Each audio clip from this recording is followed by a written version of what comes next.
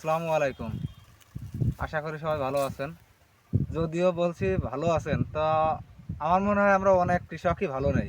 কারণ এই যে আমি যে জমিতে দাঁড়িয়ে আছি, এই জমির ধানটা পড়ে গেছে আমার।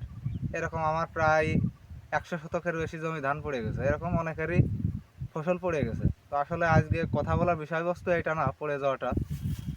কথা বলার বিষয়বস্তু হচ্ছে কারেন্ট পোকা এবং ছত্রাক। আ এই বছরে এমনিতে একটু কারেন্ট পোকার আক্রমণ বেশি। আর আপনার জমির ধান যদি পড়ে যায়, আর ধান পড়ে যাওয়ার আগে যদি কারেন্ট পোকা বা বাদামি গাছ ফড়িংয়ের জন্য আপনার জমিতে প্রতিরোধ না গড়ে রাখেন বা যদি ওষুধ না দিয়ে রাখেন, তাহলে অবশ্যই আপনার ধান যদিও পড়ে গেছে অবশ্যই কারেন্ট পোকার ওষুধ দিতেই হবে। কারণ কারেন্ট পোকা কী ধরনের ক্ষতি করতে পারে আমি আমার এই ভিডিওর শেষে একটু দেখাবো। কারেন্ট পোকার ওষুধ একটাই। কারেন্ট পোকা তো কারেন্ট পোকা। এখন বাংলাদেশে তো প্রায় ৭০০রও বেশি কোম্পানি আছে। এখন আপনি কোন কোম্পানির প্রোডাক্ট ইউজ করে আপনি ভালো রেজাল্ট পেয়েছেন বা কোন কোম্পানির প্রোডাক্ট প্রয়োগ করলে ভালো হয় সেটা আপনি ভালো জানেন। বা এটা অঞ্চল ভিত্তিক আসলে ওষুধে অনেক সময় কাজ করে। তো আমি বলবো না যে আপনি কোন ওষুধ দেবেন। আমি জাস্ট এতটুকুই জোর দাবি জানাবো যে আপনার জমির ধান খাড়া থাক বা পড়ে যাক, অবশ্যই আপনি কারেন্ট পোকার জন্য আহ, কীটনাশক ব্যবহার করেন, এটাই আমি বলবো। কারণ কারেন্ট পোকা আপনার ৩ দিনে ধানের ২৫ থেকে ৫০% বা ৭০% ক্ষতি করতে পারে। আরেকটা ব্যাপার, ধানের আহ, চকচকা বা ধানটা সুন্দর করার জন্য আমরা ধানের জমিতে এই কারেন্ট পোকার কীটনাশকের সাথে ছত্রাকনাশক ব্যবহার করব।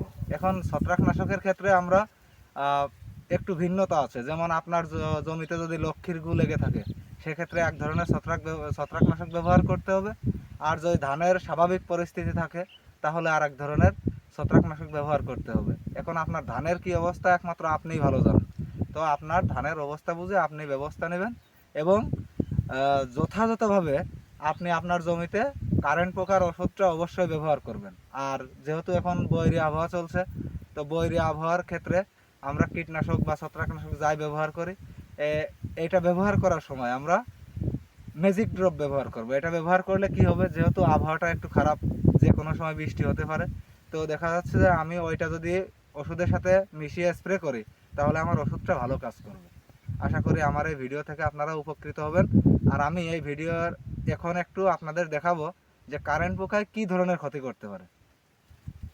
জমিতে কারেন্ট পোকার আক্রমণের কথা বলেছিলাম, সেই জমিটা আপনারা হয়তো দেখতে পাচ্ছেন, এই জমির ধানটা এখনো ফুলে ক্লিয়ার হয়নি। আসলে এটা আসলে ওই কৃষকের দোষ না। ওই কৃষক, আমি যতদূর জানি, আমার পরিচিত একজন, সে হচ্ছে এই কারেন্ট পোকার জন্য যে ব্যবস্থা সেটা নিয়েছিল, বাট তার ওষুধটা হয়তো যে কোনো কারণবশত কাজ করে নাই। তো তার পরিপ্রেক্ষিতে দেখা যাচ্ছে উনি ওষুধ প্রয়োগের ৪ দিন পর জমিতে এসে দেখে তার জমির এই অবস্থা। আসলে কারেন্ট পোকাটা এত গুণে বাড়ে যে একদিনে ১ থেকে ১,০০০-এর অধিক পোকা বিস্তার করতে পারে। তো সেক্ষেত্রে দেখা যায় যে ৩ থেকে ৪ দিনেই ফসল ক্ষতিগ্রস্ত করে ফেলে। আর এই কারণে আমি বলছি, আপনার জমির ধান পড়ে যাক বা খাড়া থাক, যদি কারেন্ট পোকার জন্য কোনো ব্যবস্থা না নেওয়া থাকে, অবশ্যই আপনি ব্যবস্থা নেবেন। ধন্যবাদ সবাইকে।